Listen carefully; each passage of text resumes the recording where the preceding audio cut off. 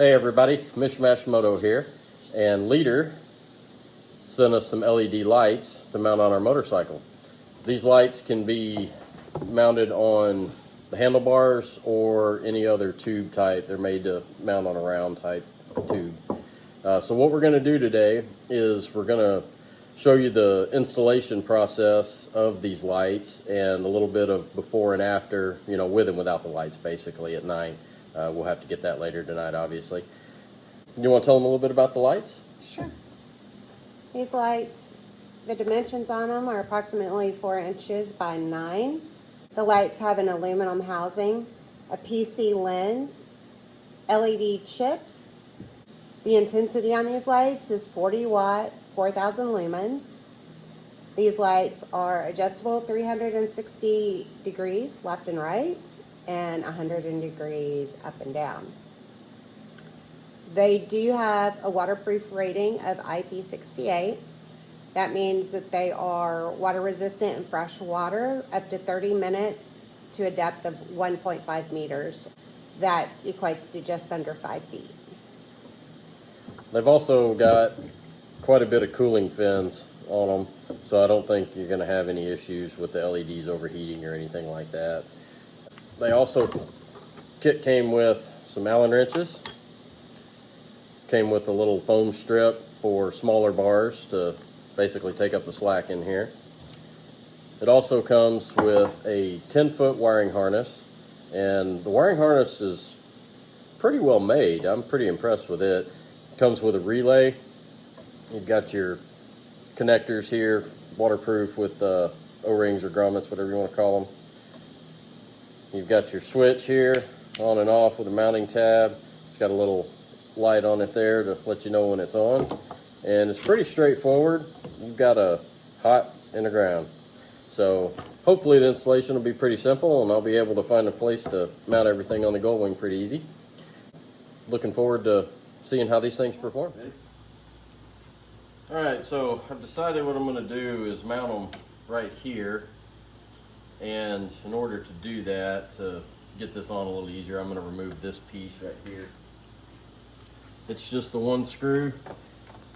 These screws are special, and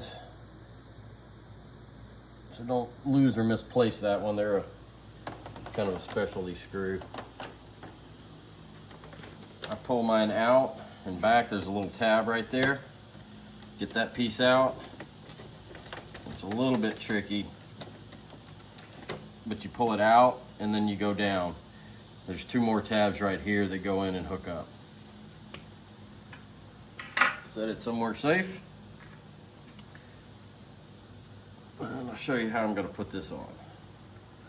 I'll take the 2 screws out. It comes with longer screws in case you've got larger diameter bars. But in my application, I don't think I'll need that.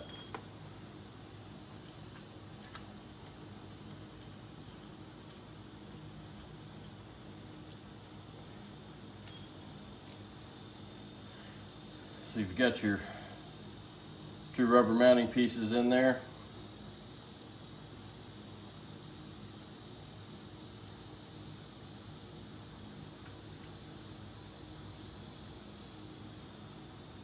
In my case, I kind of have to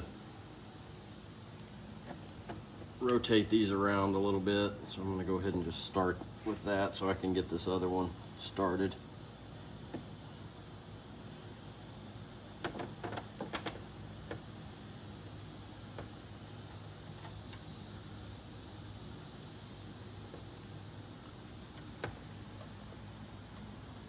Get it with my fingers there.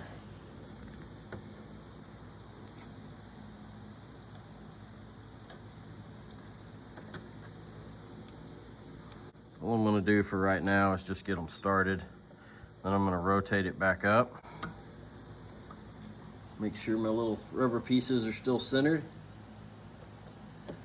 Squeeze it down about as tight as I can get it. See if I can get my other one started. A little tricky sometimes. So once you get them started, because my other one is the one that's going to be hard to get to, I'm gonna rotate it again and tighten this one up.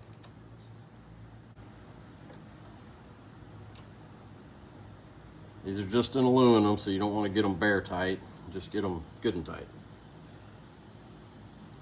Rotate it up. It's a pretty good firm connection here. I'm gonna slide it forward a little bit.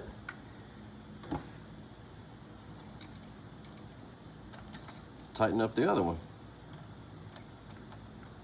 Okay, that's good and tight.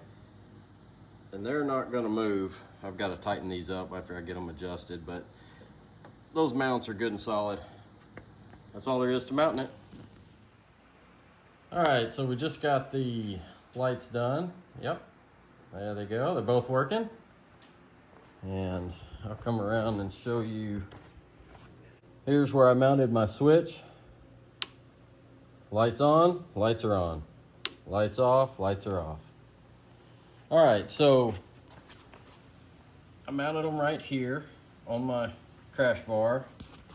I tucked the wires in up underneath my crash bar tube, put one zip tie on it. A little hard to see, but I routed it right up under here so it keeps the wiring harness off the hot cylinder heads. And it's tucked up right in through here. And you can see it coming out right there. And I routed it back behind, underneath. Across here, I've got a zip tie and a standoff in there, keeping it off of that metal piece. And it runs right back through here. And it comes right across along the rear tire. We go to the other side.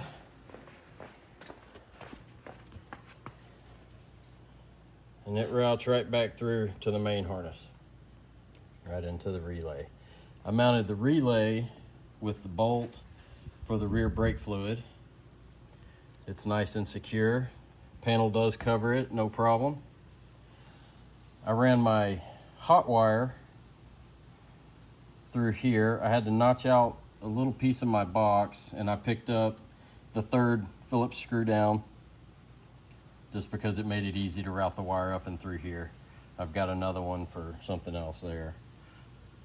And then the other wire going to the light routes right through here, along the back, inside the frame, comes out, it tucks in here.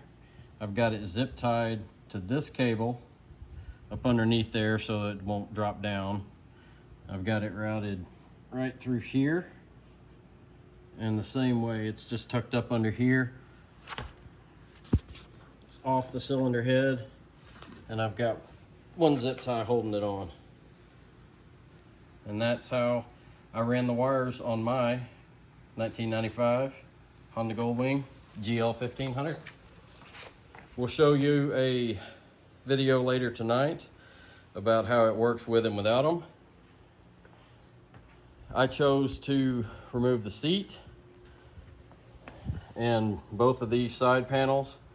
These two side panels just pull off. Same with the opposing side. And the seat, there's two bolts in your grab handles, one here and one there.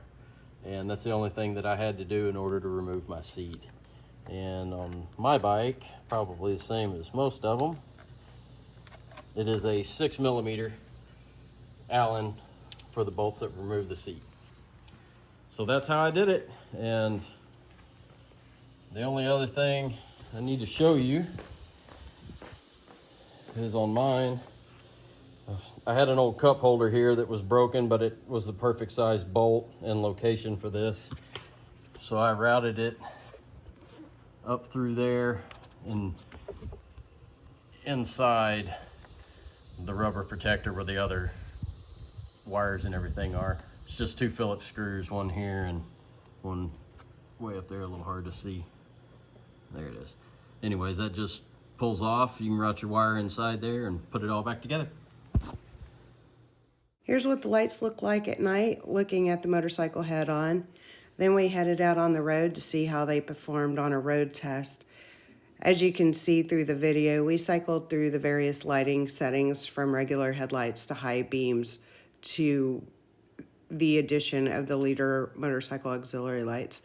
Overall, we were really happy with the performance and the visibility that these lights gave us during our night ride. We'll provide the link below if you're interested in these lights, and as always, if you like our videos, please like, share, and subscribe. Thanks for watching.